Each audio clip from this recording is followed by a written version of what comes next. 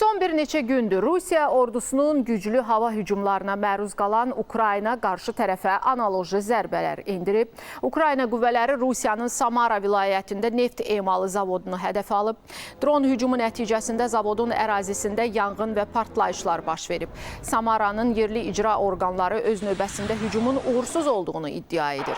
Rusiya ordusu isə Ukrayna ərazilərinə 176 ədəd şahid tipli pilotsuz uçuş aparatı buraxıb, aviasiya bombası atıb. Bu barədə Ukrayna Hərbi Hava Qüvvələrinin hesabatında məlumat verilib. Dronlardan 130-u havada vurulub. PUA qalıqlarının düşməsi nəticəsində Xarkov, Poltava və Kiyev vilayətlərində yaşayış evləri, inzibati binalar və kənd təsərrüfatı texnikasına ciddi ziyan dəyib.